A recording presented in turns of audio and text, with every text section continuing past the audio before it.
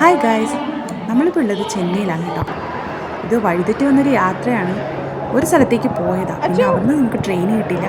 പിന്നെ ചെന്നൈയിലെത്തി, ദെൻ അവിടെ നിന്നായി പിന്നെ നമ്മൾ ബാംഗ്ലൂർ പോയത്. അങ്ങനെ ഞങ്ങൾ വിചാരിച്ച് ചെന്നൈയിൽ കുറച്ച് അടിച്ച് പൊളിച്ചിട്ട് പിന്നെ നമുക്ക് സ്ഥലത്തേക്ക് പോകാമെന്ന്. അങ്ങനെ നമ്മളിപ്പോഴുള്ളത് Chennai railway സ്റ്റേഷനിലാണേ.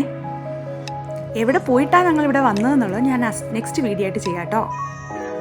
Okay, sudden plan ആയതുകൊണ്ട് വലിയ പ്രിപ്പറേഷൻ ഒന്നും ഇല്ലായിരുന്നു. ക്ലോക്ക് റൂമിൽ കയ്യിലുണ്ടായിരുന്ന ലഗേജും വെച്ചു. പിന്നെ അങ്ങനെ ഇരുന്നപ്പോഴാണ് തീരുമാനിച്ചത് നമുക്ക് നേരെ പോകാം മരീന ബീച്ചിലേക്കാണ്. അപ്പോൾ ഈ നടത്തം മൊത്തം മരീന ബീച്ചിലേക്ക് പോകുന്നതാണ് കേട്ടോ. ഓട്ടോയ്ക്കാണെങ്കിൽ ഒരു 30 രൂപയായി. ഷെയർ ഓട്ടോയെ പിടിച്ചത്. അവിടെ പോയി ഇവിടെ എത്തിയപ്പോൾ കണ്ടുന്ന കാഴ്ചയാണിതൊക്കെ. അവിടെ എത്തിയപ്പോഴേക്കും പുള്ളി പറഞ്ഞ് മരീന ബീച്ചിൽ കയറുന്നതിന് മുന്നേ നമുക്കൊരു സ്ഥലത്ത് പോവാം, അവിടെ പോയതിന് ശേഷം നമുക്ക് ബീച്ചിൽ പോവാം, പിന്നെ കുറേ നേരം അവിടെ നമുക്ക് അടിച്ചു പൊളിക്കാമെന്ന് പറഞ്ഞു. അങ്ങനെ വെള്ളമൊക്കെ മേടിച്ച്, കാരണം മോക്ക് വെള്ളം ദാഹിക്കുന്നുണ്ടായിരുന്നു, ഞങ്ങളിൽ വെള്ളം ഇല്ലായിരുന്നു.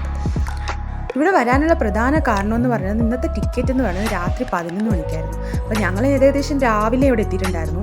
രാവിലെ എത്തിയപ്പോഴത്തേക്ക് നമുക്ക് സമയം പോകണമല്ലോ. അപ്പോൾ എന്തൊക്കെയാണെന്ന് ഇങ്ങനെ ആലോചിച്ചായിരുന്നു ലാസ്റ്റ് എത്തി നമുക്ക് മരീന ബീച്ചിൽ പോവാം. ദെൻ അവിടെ കുറേ നേരം ടൈം സ്പെൻഡ് ചെയ്യാം. കാരണം മോകളാണെങ്കിൽ ഇതുവരെ ബീച്ച് കണ്ടിട്ടുമില്ല. അപ്പോൾ അവൾക്ക് ഒരു എക്സൈറ്റ്മെൻറ്റും ആവും, കുറച്ച് കളിച്ചതും ആവും, എന്തായാലും സമയവും പോകുന്നു. അങ്ങനെ ഞങ്ങൾ ആദ്യം പോയത് വെച്ചാൽ ഇവിടേക്കാണ്. ഇതേന്ന് കണ്ടപ്പോൾ നിങ്ങൾക്ക് മനസ്സിലായിട്ടുണ്ടാവും തോന്നുന്നു. MGR Jayalalithaa memorial. ഞാൻ ആദ്യമായിട്ടാണ് കാണുന്നത് കേട്ടോ. ഞാൻ TV ഒരുപാട് മറ്റേ ന്യൂസിലൊക്കെ കണ്ടായിരുന്നു ഇവർക്ക് ഇതുപോലെ മെമ്മോറിയൽ തീർത്തിട്ടുണ്ടെന്നും അത് മരീന ബീച്ചിലാണ് ഉള്ളതെന്നും. പക്ഷേ ഇത് ഇവിടെയാണ്, മരീന ബീച്ചിൻ്റെ അടുത്താണ് എന്നും ഇത്ര അടുത്താണെന്നുള്ളതും എനിക്കറിയില്ലായിരുന്നു. അവിടെ പോയപ്പോഴായിരുന്നു. അപ്പോൾ അത് വല്ലാത്തൊരു ഭാഗ്യമായിരുന്നു കേട്ടോ കാണാൻ പറ്റിയതെന്ന് പറയണേ. TV കണ്ടത്, ന്യൂസിലൊക്കെ ആയിരുന്നു ഞാനിത് കണ്ടത്. ഇനി നേരിട്ട് കാണാൻ പറ്റിയെന്നുള്ളത് വലിയൊരു കാര്യമായിരുന്നു. അവൾക്കൊന്നും മനസ്സിലാകുന്നില്ല ആരുടെ പ്രതിമയാണ് ഇതൊക്കെ. പിന്നെ അവരുടെ മെമ്മോറിയൽ ഇതൊക്കെ കുറച്ച് കാണുന്നുണ്ടല്ലോ അവിടേക്കാണ്. ആ ഡിസൈനൊക്കെ ഉണ്ടല്ലോ, അതായിരുന്നു ഏറ്റവും അട്രാക്റ്റീവ്. ഞാൻ വിചാരിച്ച് ചുമ്മാ ആളുകൾ വന്ന് പോകുന്നതായിരിക്കുന്നു, പക്ഷെ അല്ല കേട്ടോ.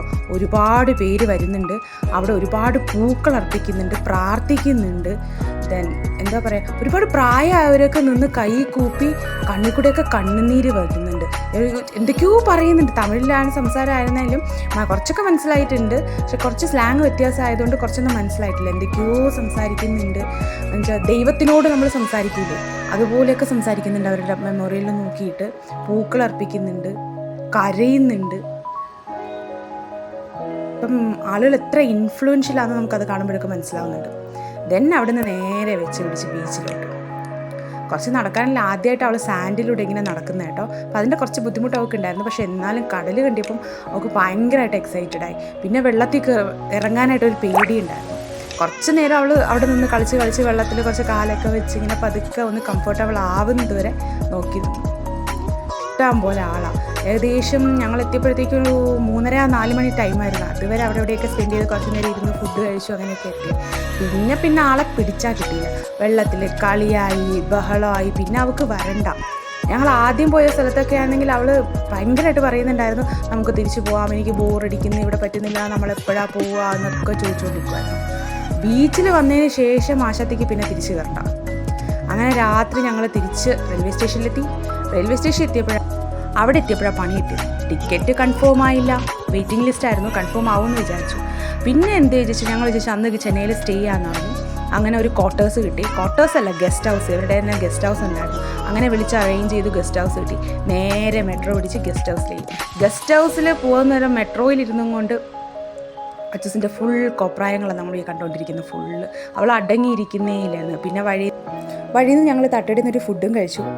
പിന്നെ അങ്ങനെ അന്ന് ഫുൾ അവിടെയായി റെസ്റ്റ്.